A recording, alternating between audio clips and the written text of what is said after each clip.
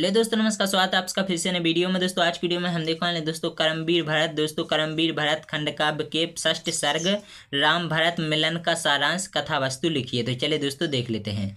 तो दोस्तों यह एक पहले पाठ का सबसे वेरी इंपॉर्टेंट प्रश्न है। तो दोस्तों आप लोग इस पाठ को इस प्रश्न को जरूर याद करना है। तो चलिए दोस्तों देख लेते हैं। तो दोस्तों ये रहा हमारा षष्ठ सर्ग राम और भरत मिलन। दोस्तों जब भरत सेना सहित चित्रकूट के समीप पहुंचे तो वहां दोस्तों रह रहे भीलों को निषाद राज की तरह भरत पर संदेह हुआ। उन्होंने तुरंत राम लक्ष्मण को इसकी सूचना दी। लक्ष्मण को भी भरत पर संदेह हुआ, परंतु राम भरत से मिलने के लिए शीघ्र ही आश्रम से बाहर आए और राम को देखते ही भरत उनके चरणों से लिपट गए।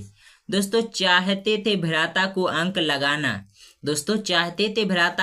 लगाना, पद पकड़े थे भरत, कठिन था उन्हें उठाना, और स्नेह सहित कर खींच भरत को गले लगाया, दशा देख करुणानिधि का अंतर लहराया। तो चलिए इस तो बढ़ते हैं दोस्तों। यार आगे है कि शत्रुघ्न की दशा थी। दोस्तों शत्रुघ्न की दशा भी भरत के समान ही थी। दोस्तों राम ने उन्हें भी प्रेम से गले लगाया और गुरु माताओं को आने का समाचार सुनकर राम स्वयं उनका स्वागत करने गए। और राम लक्ष्मण और सीता से मिलकर सभी को बहुत प्रसन्नता हुई। और वशिष्ठ मुनि ने राम को पिता की मृत्यु का दुखद समाचार दिया, जिसे सुनकर राम लक्ष्मण दुख से अधीर हो उठे। और गुरुवर के समझाने पर राम ने धीरज धारण किया और पितृ तर्पण किया। और राम के साथ रहकर सभी लोग अति प्रसन्न थे और कुछ दिन तक सभी वहां रहे।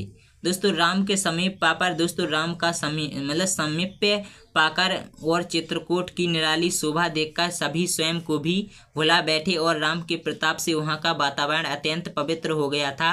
और वहां दोस्तों तब की सिंह जैसे हिंसक पशु भी हिंसा भूल गए थे। और एक दिन राम ने गुरुजी से कहा कि अब आप सभी लोग दोस्तों आप सभी लोगों को अयोध्या लौट जाना चाहिए। दोस्तों अवसर पाकर भरत ने राम से कहा कि आपको छोड़कर हम अयोध्या नहीं जा सकते। अवध का राज्य आपका है, अतः आप अपना राज्य स्वीकार कर मुझे इस कलंक से मुक्त कीजिए। और मैं आपका प्रतिनिधि बनकर वन में वास करूंगा और आप अयोध्या का शासन संभालें। सारी प्रजा का यही मत है। दोस्तों कैकेयी भी राम से कहती है कि यह सब मेरे ही कारण हुआ है, मेरे कारण ही रघुकुल पर यह कलंक लगा है, अतः तुम भरत का कहना मानो और अयोध्या लौट चलो। दोस्तों राम ने भरत और माता कैकेयी को समझाते हुए कहा कि आपने जो किया वह उचित था। फिर हमारे कुल में त्याग साधना और व्रत का पालन करने के लिए प्रतिनिधि नहीं बनाए जाते।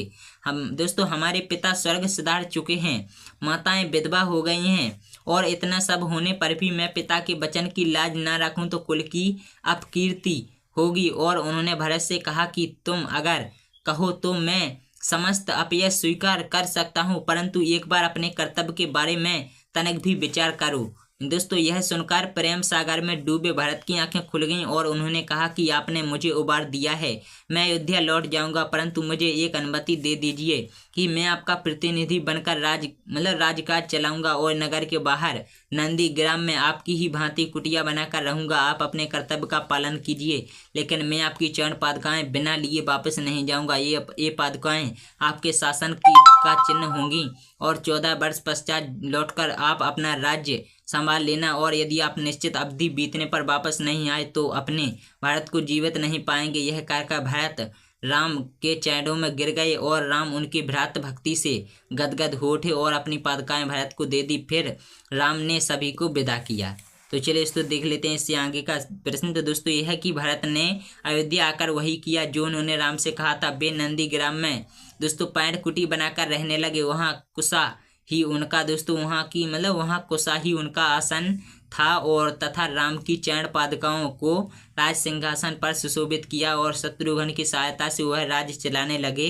उन्हें पद का लोभ तनिक भी नहीं था और उन्होंने प्रजा को पुत्रवत माना और राम के आदर्शों का पालन किया। और इस सर्ग में भरत अपने चरित्र का आदर्श स्वरूप प्रस्तुत किया।